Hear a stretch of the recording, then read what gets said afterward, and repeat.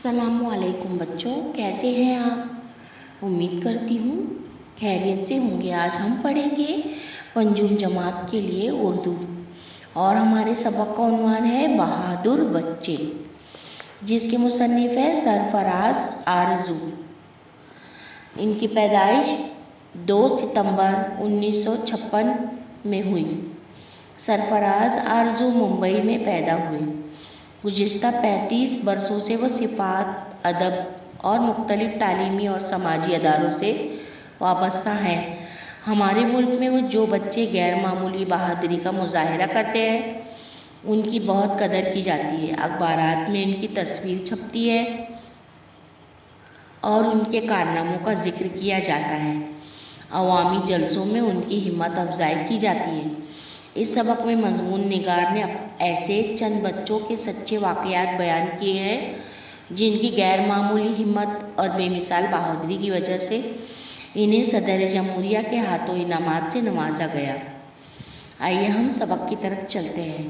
मुंबई में तेज़ बारिश की कभी कभी सैलाबी सूरत पैदा हो जाती है। लोगों का बाहर निकलना मुश्किल होता है। मुंबई के मानखुर्द इलाके में चिल्ड्रन एड सोसाइटी नामी अदारा बच्चों के लिए बालघर चलाता है। एक दिन लगातार बारिश हो रही थी। बाहर पानी की सतह बढ़ती जा रही थी, इसलिए बालघर के बच्चे एक कमरे में सहमे हुए बैठे थे।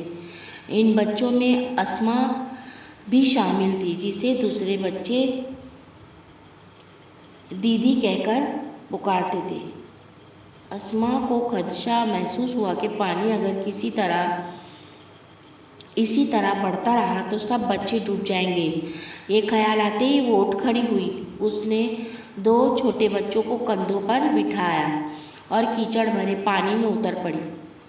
इसे तैरना नहीं आता था, इसके बावजूद गले तक ऊंचे पानी में आहिस्ता आहिस्ता चलकर उसने इन दोनों बच्चों को महफूज मुकाम पर पहुंचा दिया। अस्मा दूसरे बच्चों को ले जाने के लिए बार बार चक्कर लगाती रही। इस तरह इसने 40 बच्चों को अपने कंधों पर बिठाकर खतरे से बाहर निकाला। यतीम खाने में पलने वाली इस बहादुर बच्ची ने हर बार अपनी जान को खतरे में डालकर दूसरे बच्चों की जान बचाई और हिम्मत और कुर्बानी की एक उम्दा मिसाल कायम की। मुंबई की अस्मा की तरह राजस्थान के 15 साला लड़के सुधीर की कहानी भी बड़ी वलवला अंगेज है।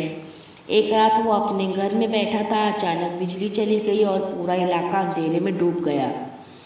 इसी तरह पड़ोस से कुछ औरतों के चीखने चिल्लाने की आवाज़ सुनाई दी। वहाँ खूब तेज़ रोशनी भी दिखाई दे रही थी। सुधीर की समझ में नहीं आया कि रोशनी कैसी है। उसने अपने घर की दीवार से छलांग लगाई और पड़ोस के घर में पहुँच गया। वहाँ चारों तरफ धुआं फैला हुआ था और कमरे भी बेहद गर्म था। सुधीर ने देखा एक कोने में 4 औरतें डरी सहमी बैठी है। वो धुएं की वजह से बार बार खांस रही हैं और मदद के लिए चिल्ला रही है। कमरे के वसत में रखी हुई गैस बत्ती से शोले बुलंद हो रहे थे। इसके करीब ही एक गैस सिलेंडर रखा हुआ था। उसे देखकर सुधीर को अंदेशा हुआ कि गैस बत्ती कभी भी फट सकती है। अगर इसकी आग ने गैस सिलेंडर को अपनी लपेट में ले लिया तो बड़ी तबाही आ जाएगी।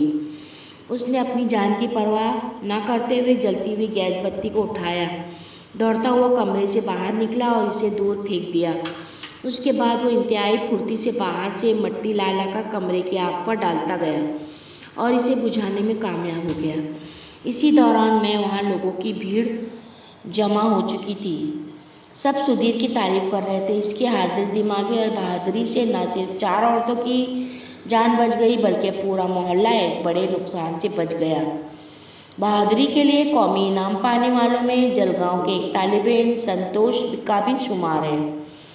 एक दिन संतोष अपने स्कूल से लौट रहा था। उसने देखा कि सड़क पर एक कार में आग लग गई है। कार में 2 बच्चियां फंसी हुई हैं।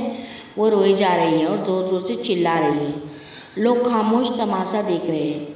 जलती हुई कार के पास जाने की कोई हिम्मत नहीं कर रहा है। संतोष इस भीड़ को चीरता हुआ आगे बढ़ा और अपनी जान की परवाह न करते हुए कार के एक दरवाजे को खोलने में कामयाब हो गया और शोलों में घिरी हुई दोनों बच्चियों को कार से बाहर निकाल लाया।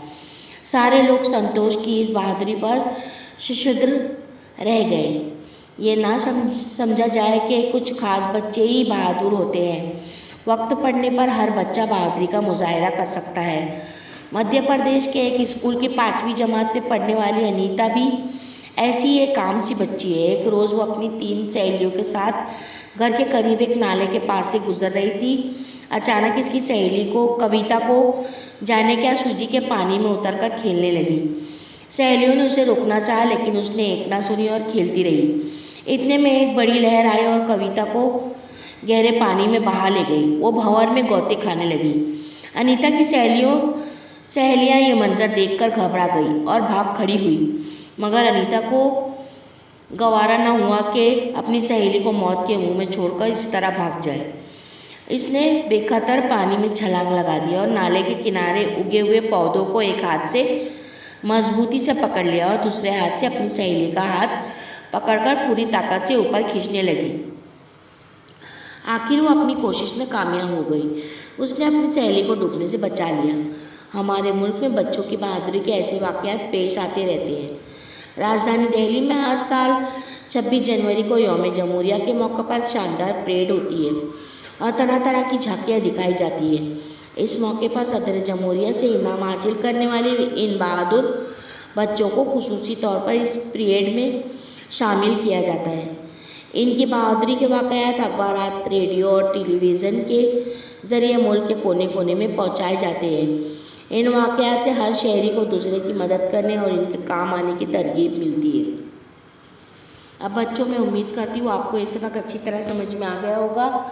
अब हम फिर मिलेंगे अपने एक नए वीडियो के साथ। अल्लाह हाफिज़। Please subscribe the channel and press the bell icon.